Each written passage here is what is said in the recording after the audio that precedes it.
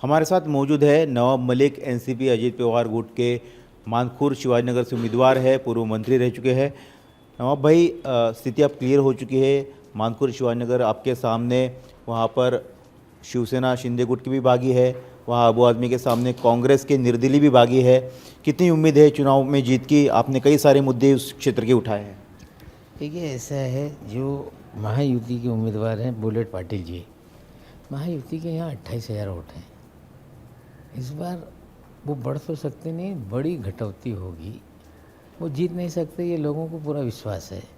तो जो लड़ाई में रहेगा उसके साथ ही लोग खड़े रहते हैं। मुझे लगता है इस बार वो 8,000 से ज़्यादा वोट नहीं पा सकते। जहाँ तक कांग्रेस के उम्मीदवार का है, ठीक है, हर आदमी को लड़ने का अधिकार है, बहुत सारे इंडिपेंडेंट लड़ रहे हैं, लेकिन ये चुनाव सीधा बायपोलर चुनाव होने जा रहा है।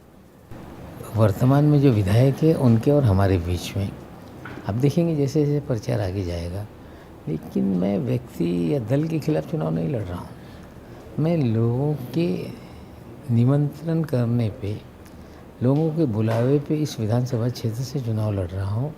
लोग ड्रग की समस्या से परेशान हैं, लोग गुंडागर्दी से परेशान हैं, लोग वहाँ हफ्ता उगाही से परेशान हैं, और लोग चाहते हैं कि अंकुश लगे।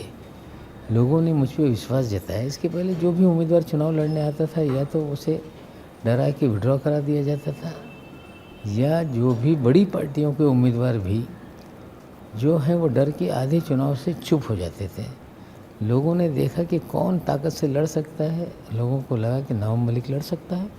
लोग मेरे पास आए, उन्होंने विनती की, हमने चुनौती को स्वीकारा, हम लड़ रहे हैं, और लोगों को विश्वास है कि परिवर्तन अगर करना है तो यही व्यक्ति कर सकता है।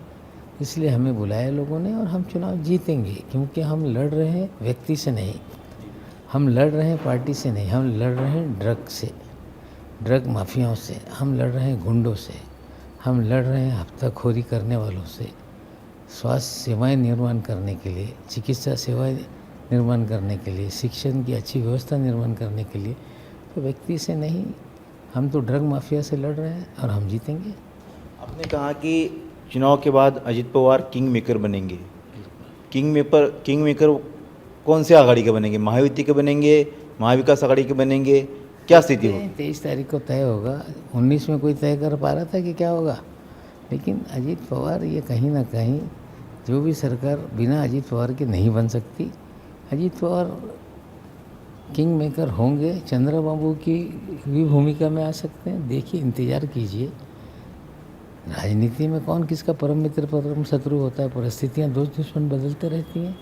नतीजे के बाद तय होगा क्या होगा महाराष्ट्र में। आपको लगता है कि शरद पवार जी के एनसीपी और अजीत पवार के एनसीपी एक साथ आ सकती है?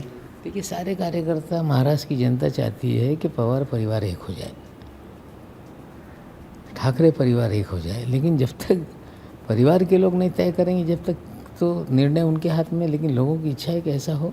आशावादी है? राष्ट्रवादी तो सारे आशावादी हैं। आपने और एक बात कही कि चुनाव के बाद जो है समीकरण कुछ भी बन सकते हैं। एकनाथ शिंदे मुख्यमंत्री और शरद पवार साहब के बीच भी मीटिंगें हुई। मैं नहीं, ये तो सारे पत्रकार भी जानते हैं, ये चर्चा है ही है। मैंने एक जो चैनल में चर्चा के दौरान इस तरह की बातें की थी। अब हर नेता महाराष्ट्र में एक दूसरे से संबंध बनाए हुए है। कौन सा भाजपाई कब कांग्रेसी हो जाएगा, कौन सा कांग्रेसी कब भाजपाई हो जाएगा, कौन सा भाजपाई कब राष्ट्रवादी हो जाएगा। महाराष्ट्र में अलग तरह की राजनीति चल रही है, और हर व्यक्ति अपने अपने संबंध, अपने अपने रिलेशन अलग अलग दलों के साथ बनाए हुए हैं। तो आपको लगता है कि अगर बीजेपी ने एकनाथ शिंदे को मुख्यमंत्री नहीं बनाया, या उनकी मर्जी के मुताबिक उनको हिस्सेदारी नहीं दी, तो फिर वो अलग रास्ता अपना सकते हैं? क्योंकि महाराष्ट्र की राजनीति में हमने देखे कि 2019 के बाद कितने समीकरण बदले। नहीं, मैंने ऐसा कभी नहीं कहा कि वो क्या करेंगे। वो तो जो उन्हें करना है, उन्हें फैसला करना है। उन्होंने पहले भी फैसला किया है, आगे जो करना है उनको करना है। लेकिन सब लोगों ने अपने अपने रिश्ते अलग अलग तरीके से बनाए हुए हैं, अलग अलग तरीके से लोगों की बातचीत होती रहती है, और ये सारे पत्रकारों में भी यही चर्चा है। नवाब भाई, आप अगर चुनाव जीतते हैं तो महायुति में आपकी भूमिका क्या होगी, या जो भी सरकार बनेगी? क्योंकि बीजेपी आपके खिलाफ है, आपका उनका विरोध अभी भी बरकरार है। वो कह रहे हैं कि नवाब मलिक हमारे साथ नहीं रहेंगे, हमारे सरकार में नहीं रहेंगे। मुझे कोई मंत्री बनना नहीं है। वो बोल देंगे कि भाई तुम्हारे वोट की ज़रूरत नहीं है तो मैं वोट भी नहीं दूंगा। लेकिन ये बात सच है कि विचारों से लेके समझौता नहीं हो सकता। जहाँ वैचारिक मतभेद होंगे हम विरोध करेंगे, अन्याय होगा हम खड़े रहेंगे। लेकिन अभी नतीजे के बाद क्या होगा देखा जाएगा। नतीजे आने दीजिए, जब चीज़ें बनेंगी तब चीज़ों को लेके बात करेंगे।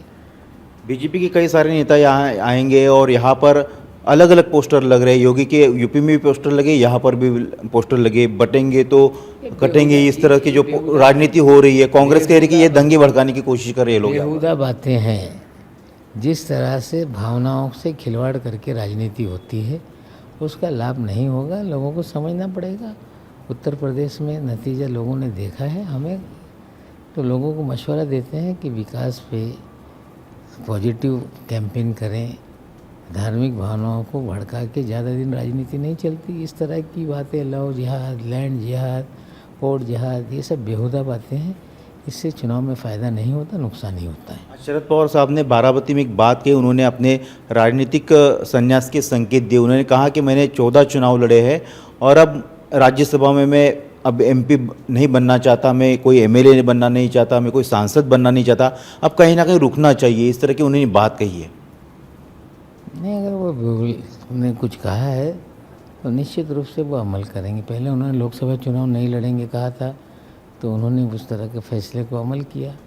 अब उम्र भी है, काफ़ी मेहनत भी कर चुके हैं, तो मुझे लगता है उनको जो लग रहा होगा वो इसीलिए उन्होंने संकेत दिया है। लेकिन उन्होंने ये भी कहा कि मैं समाज सेवा करता रहूँगा, जनता से जुड़ा रहूँगा, उनके प्रश्नों को हल करता रहूँगा। तो मार्गदर्शक की भूमिका में अगर रहते तो आपको लगता है कि इसका क्या असर होगा एक्टिव पॉलिटिक्स में, चाहे उनकी पार्टी हो या आपकी पार्टी हो? नहीं, देखिए ऐसा है, पहले भी इच्छा वो जाहिर कर चुके हैं। लोगों ने दबाव बनाया, फिर उन्होंने अपना फैसला बदल लिया, फिर इच्छा उन्होंने दर्शाई है। अभी देखते हैं, चुनाव तक ये मुद्दे का कोई बहुत ज़्यादा इस पर चर्चा करने की ज़रूरत नहीं। चुनाव ख़त्म होने के बाद देखेंगे कैसे आगे राजनीति चलेगी। उन्होंने आज बारामती और एक बात कही कि योगेंद्र पवार जो है अब उनको मौका देना चाहिए, क्योंकि अजीत दादा को भी इसके पहले जनता ने बारामती के मौका दिया है, तो अब नए नेतृत्व को मौका देना चाहिए। जो बात अजीत दादा शरद पवार साहब के लिए कहते कि अब नई जनरेशन को मौका देना चाहिए, वही अब शरद पवार साहब योगेंद्र जी के लिए कह रहे हैं। नहीं, ठीक है, वोट मांगते समय अलग अलग बातें करनी पड़ती है, लेकिन लोकसभा के चुनाव के वक्त ही तय हो गया था कि हम लोकसभा में पवार साहब के साथ रहेंगे और विधानसभा में अजीत दादा के साथ रहेंगे। हमें लगता है बारामती में कोई भी बदलाव नहीं होगा, दादा ही वहाँ के विधायक बनेंगे। हमसे बात करने बहुत बहुत शुक्रिया था। ये तो नवाब मलिक साहब जिन्होंने कहा कि वो किसी पार्टी की नहीं, किसी गठबंधन की नहीं, बल्कि आम जनता की लड़ाई लड़ रहे हैं और इस लड़ाई में वो ज़रूर विजयी होंगे। कैमरामैन मिलिंद सालवे के साथ सचिन चौधरी, इंडिया टीवी, मुंबई।